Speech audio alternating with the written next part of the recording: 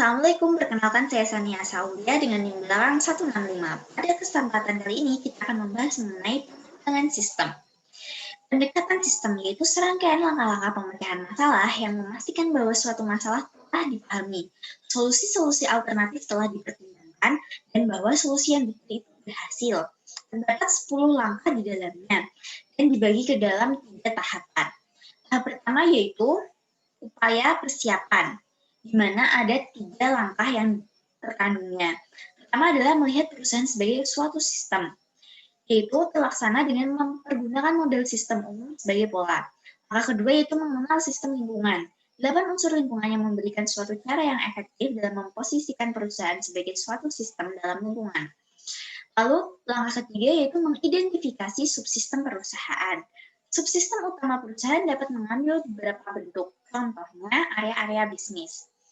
Lalu ada tahap kedua yaitu upaya definisi. Di sini ada 2 langkah. Langkah keempat yang merupakan melanjutkan dari suatu sistem ke tingkat subsistem. Untuk memahami masalah, manajer akan bekerja sama dengan analis, mencari masalah dengan menganalisis dari atas hingga ke bawah hierarki. Tujuannya menentukan pada tahap mana terjadi masalah. Langkah kelima yaitu menganalisis bagian-bagian sistem dalam urutan-urutan tertentu. Unsur-unsur sistem juga harus dianalisis secara berurutan. Ada 7 unsur. Yang pertama adalah mengevaluasi standar, lalu membandingkan output sistem dengan standar. Ketiga, mengevaluasi manajemen. Keempat, mengevaluasi prosesor informasi. Kelima, mengevaluasi input dan sumber daya input. Keenam, mengevaluasi proses transformasi. Dan yang terakhir adalah mengevaluasi sumber daya output. Lalu tahap ketiga adalah upaya solusi, melibatkan suatu pertimbangan atas alternatif-alternatif dan cara pengimplementasiannya. Di sini terdapat 5 langkah. Langkah keenam yaitu identifikasi solusi-solusi alternatif. Manajer mengidentifikasi cara-cara yang berbeda untuk memecahkan masalah yang sama. Yang ketujuh adalah evaluasi solusi-solusi alternatif. Alternatif harus dievaluasi dengan kriteria evaluasi yang sama, yang mengukur seberapa baik atau alternatif akan memecahkan masalah. Lalu, yang kedelapan adalah memilih solusi yang terbaik. Ada 3 cara yaitu analisis, pertimbangan, dan tawar-menawar. Dan kesembilan adalah mengimplementasikan solusi. Setelah terdapat alternatif, maka harus diimplementasikan agar dapat mendapatkan solusi. Dan yang langkah terakhir adalah menindaklanjuti untuk memastikan keefektifan solusi. Saat diimplementasikan, solusi tetap dipantau dan bila kurang efektif, maka akan diulang sampai mendapatkan solusi yang efektif menurut manajemen.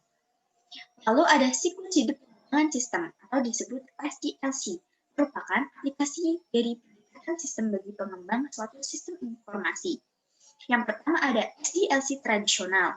Di sini melewati 5 tahapan, yaitu perencanaan, analisis, desain, implementasi, dan penggunaan. Lalu ada prototype, adalah suatu versi dari sebuah sistem potensial yang memberikan ide bagi para pengembang dan calon pengguna, bagaimana sistem akan berfungsi dan bentuk yang telah selesai. Dan prosesnya ini disebut dengan prototyping. Prototype dibagi menjadi evolusioner dan persyaratan. Prototype evolusioner terus-menerus disempurnakan sampai memiliki seluruh fungsionalitas yang dibutuhkan pengguna dari sistem yang baru. Ada 4 langkah pembuatannya, yaitu mengidentifikasi kebutuhan pengguna, membuat satu prototipe, menentukan apakah prototipe dapat diterima, dan menggunakan prototipe. Lalu ada prototipe persyaratan. Sebagai satu cara untuk mendefinisikan persyaratan-persyaratan fungsional dari sistem baru ketika pengguna tidak mampu mengungkapkan dengan jelas apa yang mereka inginkan. Langkah 1-3 sama dengan prototype evolusioner. Lalu dilanjutkan langkah keempat yaitu membuat kode sistem baru, kelima menguji sistem baru, keenam menetapkan apakah sistem yang baru dapat diterima, dan ketujuh yaitu membuat sistem baru menjadi sistem produksi. Daya tarik prototype. Ada alasan yang menyebabkan prototipe itu memangkas biaya. Yang pertama adalah membaiknya komunikasi antara pengembang dan pengguna. Kedua yaitu pengembang dapat melakukan pekerjaan yang lebih baik dalam menentukan kebutuhan pengguna. Lalu ketiga adalah pengguna memainkan peran yang lebih aktif dalam pengembangan sistem. Keempat yaitu pengembang dan pengguna menghabiskan waktu dan usaha yang lebih sedikit. Dan yang terakhir adalah implementasi menjadi jauh lebih mudah karena pengguna tahu apa yang diharapkan. Potensi kesulitan dari prototyping. Yang pertama adalah terburu-buru dalam menyerahkan prototype, dapat menyebabkan diambilnya jalan pintas. Kedua yaitu pengguna dapat terlalu gembira dengan prototipe yang diberikan, namun tidak sesuai dengan realita. Keempat adalah prototipe evolusioner bisa jadi tidak terlalu efisien. Dan terakhir yaitu antarmuka komputer manusia yang diberikan oleh beberapa alat prototyping kemungkinan tidak mencerminkan teknik desain yang baik. Lalu ada pengembangan aplikasi cepat. RAT adalah kumpulan strategi, metodologi, dan alat terintegrasi yang ada dalam satu kerangka kerja yang disebut dengan rekayasa informasi. Unsur-unsur penting dari RAT yaitu manajemen orang, metodologi, dan alat-alat berupa bahasa generasi dan alat-alat rekayasa terampil lunak.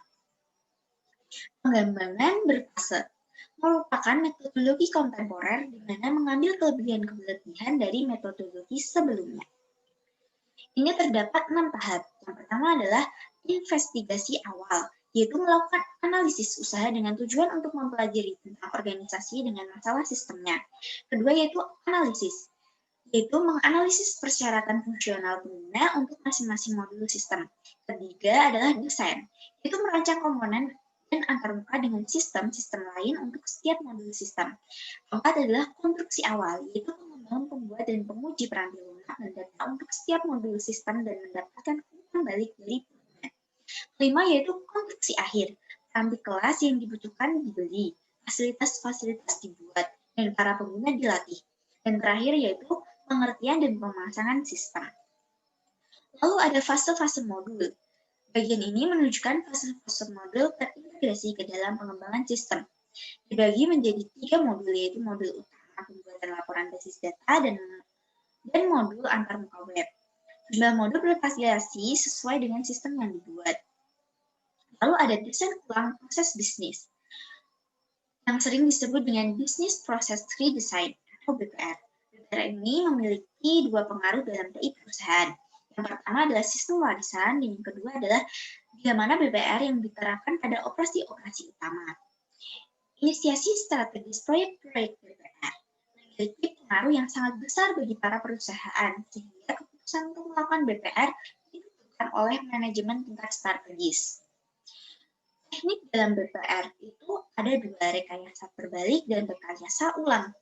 Adalah proses menganalisis sistem yang sudah ada untuk mengidentifikasi unsur-unsur dan saling keterhubungan di antara unsur-unsur tersebut, sekaligus untuk membuat dokumentasi pada tingkat abstraksi yang lebih tinggi daripada yang telah ada saat ini.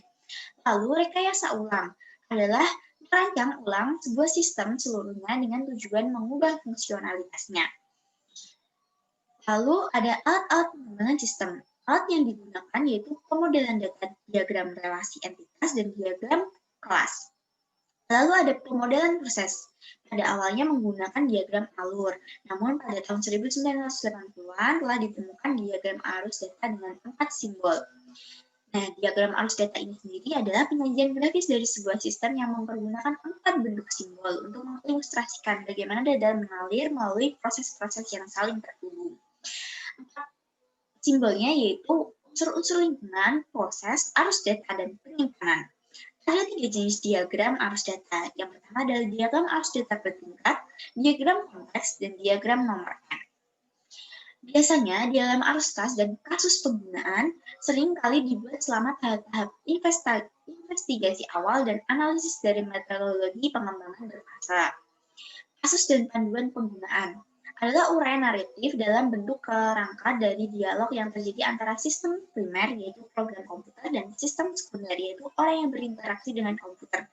Terdapat 2 format, yaitu naratif mandiri dan pingpong. Ini merupakan contoh dari format pingpong. Manajemen proyek dilakukan menurut pada tingkat-tingkatan manajemen. Tapi bila mana menyangkut proyek yang besar, maka manajemen tingkat strategis juga ikut terlibat. Steering Committee SIM. Steering Committee adalah komite yang dibentuk untuk memberikan panduan, arahan, dan kendali secara terus-menerus. Steering Committee SIM memiliki 3 fungsi utama. Yang satu adalah menciptakan kebijakan, 2 adalah melakukan pengendalian fiskal, dan yang ketiga adalah menyelesaikan perselisihan. Lalu ada mekanisme manajemen proyek, bisa didasarkan pada proyek, rencana proyek, dan dibantu oleh grafik Gantt, dan diagram jaringan. Hubungan web bagi manajemen proyek yaitu apabila perusahaan menyediakan jasa pengajaran manajemen proyek. Mengestimasi biaya proyek. Dapat 3 metode yaitu informasi mengenai sistem tertentu, pengalaman historis, dan pengetahuan mengenai proses pengembangan. Input pengestimasian biaya mencantumkan sumber daya tertentu yang akan dibutuhkan dan berapa jumlahnya. Alat-alat dan teknik estimasi biaya itu ada 3. Yang pertama adalah estimasi analogis. Dilakukan dengan estimasi proyek yang terjadi pada masa lalu, namun umumnya kurang akurat. Kedua yaitu estimasi dari bawah ke atas, menggunakan alat-alat terkomputerisasi dengan detail-detail dan data biaya. Dan yang ketiga adalah model-model matematis, dapat digunakan untuk mengidentifikasi karakteristik proyek dan membuat simulasi dari berbagai macam skenario. Inilah metode yang paling akurat. Waktu pengisian biaya yaitu berasal dari estimasi dan juga penyesuaian sesuai dengan saat proyek berjalan. Sekian yang saya dapat sampaikan. Wassalamualaikum warahmatullahi wabarakatuh.